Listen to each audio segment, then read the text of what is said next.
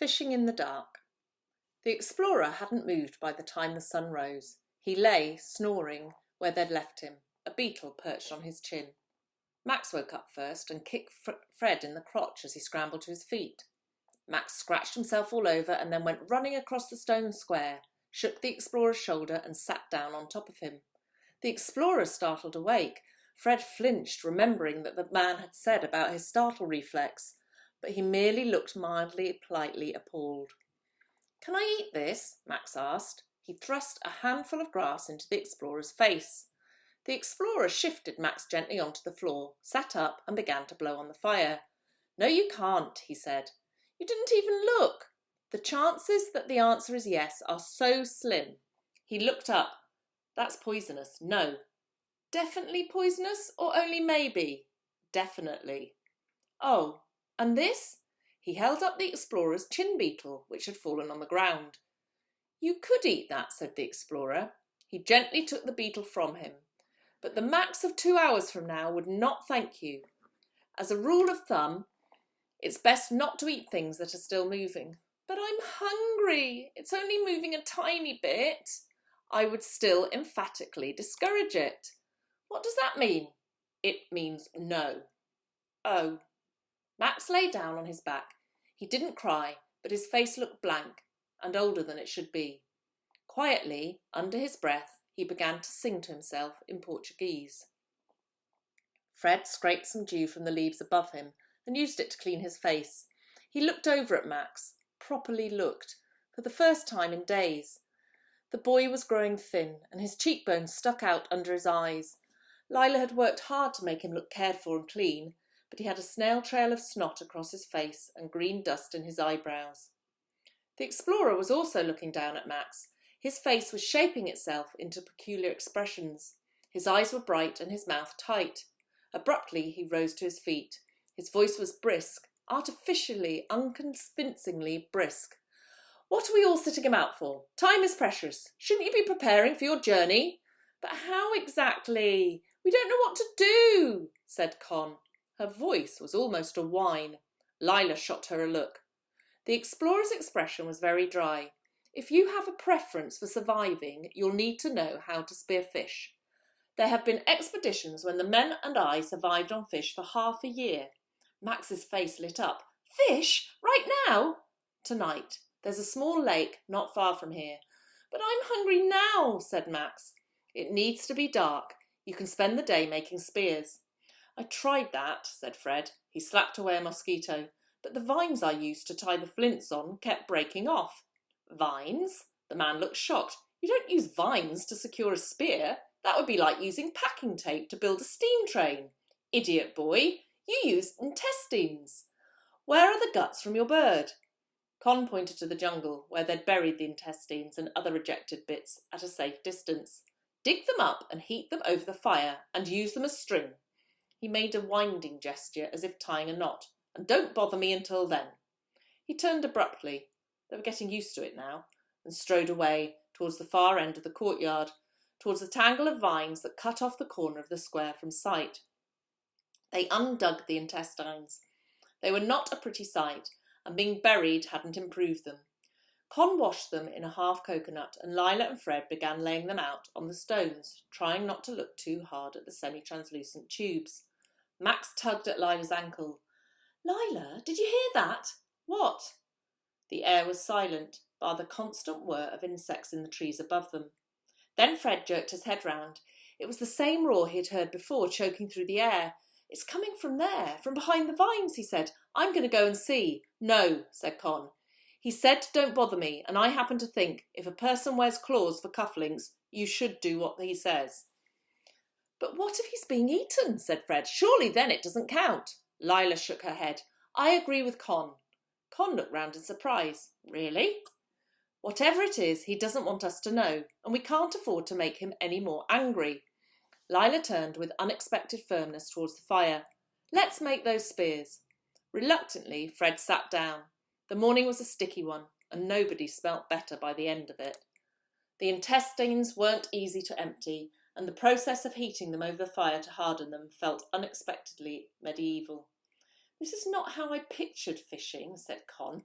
"I thought it was all old men sitting around on riverbanks telling people to be quiet, like river librarians." Fred opened his mouth to reply, but the guts dripped and spat hot fat at his teeth, so he shut it again. He wondered if his fingers would ever lose the faint scent of dead bird. But by the time the sun began to set, he had a long-handled spear with a flint glinting in the light. Lila's spear was strong and straight, but the wrapping around the flint had gone awry where Backer had tried to get involved in the process and covered himself in grease. Con's spear was the neatest. Her hands were competent and controlled, even with bird gut. Fred went in search of water to wash the grease off his arms. Some of the stones had hollows that collected enough rainwater to wash a small patch. He moved from stone to stone across the citadel, gradually shedding the worst of the burnt grease smell. As he came back, he heard voices. The explorer was kneeling on the ground, bent over his pith helmet. Lila crouched next to him. "You have to be gentle with his knees and elbow joints." The explorer was speaking, his voice low. "They're still very fragile at this age." Lila nodded. "I know." She reached into the pith helmet. "I can feel it when he moves. They're so light, like seagull bones." "Make sure you check under the armpits for parasites. There." Backer's head reared up over the edge of the pith helmet, and he let out a wail of protest. The explorer gave something approaching a smile. "He's being unnecessarily dramatic. The water's good for him. Now hold him by his forearms. Like this." Lila lifted Backer from his bath, dripping, his legs dangling. "Yes, check his stomach for ticks." Lila checked, brushing her fingers over the sloth's belly, her eyes squinting with care. "There's nothing." Backer's fur was plastered against his skull and his eyes were wide with the affront of it. He gave a squawk as he hung from Lila's hands. "Now you need to dry him." Swiftly, Lila unplaited her hair. It fell in an uneven wave to her waist. She lifted the sloth onto it and rubbed him gently. Backer snuffled among the deep brown curls. Fred saw Con, inside the stone room, give the ghost of a smile.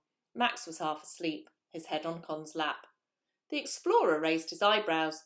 The corners of his mouth lifted half an inch. "I doubt that particular strategy would be suggested in veterinarian college. But good." The sun was dipping over the top of the statue of the panther. The explorer looked up and saw Fred watching. He sprang to his feet as if embarrassed to be caught mid-kindness, his bad leg catching on his good one, suddenly brisk again. "Right, are you ready to go? You each need to take some fire with you. The fish eyes shine red in the light. Find slow-burning wood, something dense, or it'll burn down too quickly." They set off in single file through the dark trees, each carrying a burning branch. Backer rode, still slightly damp, inside Lila's shirt. The explorer moved without a single rustle. The rest stumbled behind him, stubbing their toes on unseen roots. A branch whipped in Fred's face, and leaves blackened in the flame of his torch, but the wood was too green to catch fire. "Don't burn down the jungle, please," said the explorer without turning round. Fred found to his surprise that the dark no longer seemed threatening. It still made his skin tingle, but the pitch-black shadows under the trees no longer bit at his stomach in the same way. The change had been so slow he hadn't felt it come. "There are ant mounts everywhere here," said the explorer. "Nothing too bad. The only dangerous ants are the bullet ants, but you don't want to disturb them if you can help it. I was attacked by a colony once when I was asleep. It looked like my whole body was covered in warts." "Oh," said Lila. "Wow." "Quite. Not good for the morale." They went in a new direction, northwest, down a steep incline. Every time their branches burned down to their hands, they pulled new ones from the trees and lit them. Twice, Fred lost his footing and slid until he came up against a tree. Max tripped, ate a mouthful of mud, and they had to pause until his screaming died down enough for him to walk on. Lila tried to comfort him. The explorer turned away and studied a dung beetle with angry intensity. The lake, when they came upon it, was larger than Fred had expected. The trees that grew all around it had spread their roots under the water. The explorer took off his shoes and waded in knee-deep.